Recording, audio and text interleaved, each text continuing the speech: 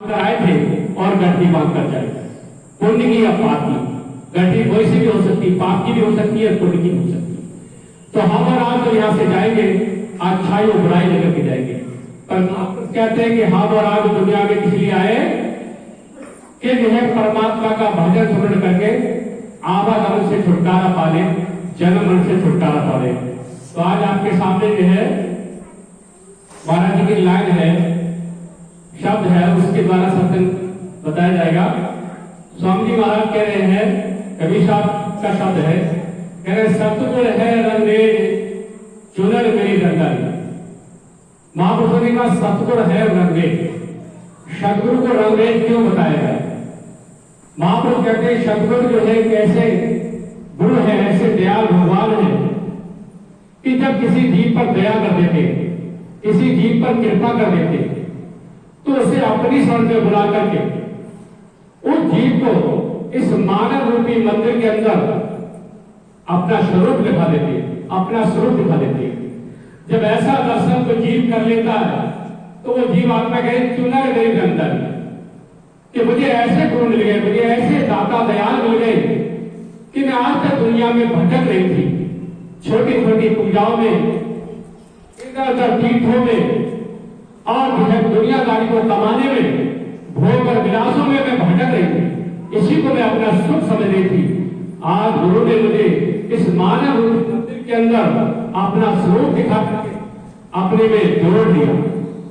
स्वामी जी महाराज कह रहे हैं स्याही रंग छुड़ाएंगे, स्याही रंग छुड़ाएंगे रे दियो मजी खाकर। स्याही किसी काले शब्द के लिए कहा कि हम जो बुरे बुरे काम कर रहे थे, हम जो गलतियां कर रहे थे, छोटी छोटी पूजा इधर उधर तीर्थों में या फिर दुनियादारी इकट्ठा करने में लगे हुए थे कि ये भी इकट्ठा कर लो, वो भी इकट्ठा कर लो, 4 मंजिल मकान बना लो या कार खरीदो, कारखाने बना लो, अपने बेटे के लिए ये कर लो, वो कर लो, ये दुनियादारी इकट्ठा करने में लगे थे।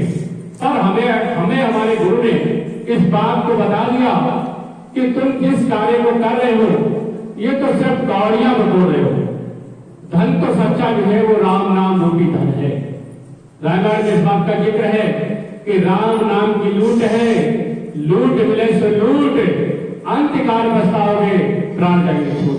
बड़ी सुंदर बात मुझे गोस्वामी तुलसीदास जी ने कही कि हम और आप दुनिया में आए हैं उस परमात्मा के नाम की कमाई करने के, उस राम के नाम की कमाई करने के लिए आए। अगर जो है हमने समय रहते हुए परमात्मा की याद नहीं की, परमात्मा का ध्यान पूर्ण नहीं किया, साधना नहीं की, तो जो है इस शरीर छोड़ने के बाद बहुत पछताना पड़ेगा। हम और आप देख रहे बड़े साधु महात्मा जंगलों में और जो है आश्रमों में बैठ करके पूरे पूरे दिन ध्यान में बैठे थे, साधना में बैठे थे। ऐसे महात्मा जब चाहे शरीर को छोड़ करके परमात्मा के घर पहुंच जाए, जब चाहे तो सिद्धों पहुंच जाए, ब्रह्मलोक पहुंच जाए, जब चाहे तो जहां पहुंच जाए। हमारा टीवी के माध्यम से देखते ही तो महात्मा ने साधना की, बड़े बेहतर किए, प्रभु के लिए समय दिया, इसलिए वो व्यक्ति उनको याद है। हम और आप दुनियादारी, हम और आप दुनिया कमाने में रहते, इसलिए हमें दुनियादारी का पता। तो महात्मा कह रहे हैं कि राम नाम की लूट है, लूट मेरे से लूट, अंतकाल पछताओगे प्राण जाएंगे छूट। कि जब शरीर छोड़ देते तो जो है बहुत पछतावा आता है। कहते हैं काल के दूध जो है जंजीर में बांधकर खसेड़ते हुए ले जाते, फिर हमने बहुत पछतावा आता। कहते दुनिया में जो हम थे तो हमने जो है कोई पुण्य का कार्य नहीं किया, कोई हमने भगवान का भजन नहीं किया, कोई हमने भंडारा नहीं किया, कोई हमने साधु की सेवा नहीं की, कभी हम किसी संत के सत्संग में नहीं गए, कभी कोई शुभ कर्म हमने नहीं किए। और आज हमें काल के अमदूतों के हाथ जो है खचेड़ कर जाना पड़ रहा है। काल बहुत कोड़ा बजा रहे हैं, बहुत कोड़ा बरसा रहे हैं। गुरबाणी ने कहा भी है कि जब पूछे जन्म का लेखा, जब पूछे जन्म का लेखा, तो क्या क्या बदला जब मार पड़ेगी यम की, तो हाय हाय चिल्लाओगे, जब मार पड़ेगी यम की, तो हाय हाय चिल्ला खाओगे, गुरु बिन धक्के खाओगे, गुरु बिन धक्के खाओगे, गुरु बिन धक्के खाओगे, गुरु बिन धक्के खाओगे। सजा मिलेगी कर्म किए की, सजा मिलेगी कर्म किए की, पड़े पड़े चिल्लाओगे, गुरु बिन धक्के खाओगे, गुरु बिन धक्के खाओगे, गुरु बिन धक्के खाओगे, गुरु बिन धक्के खाओगे।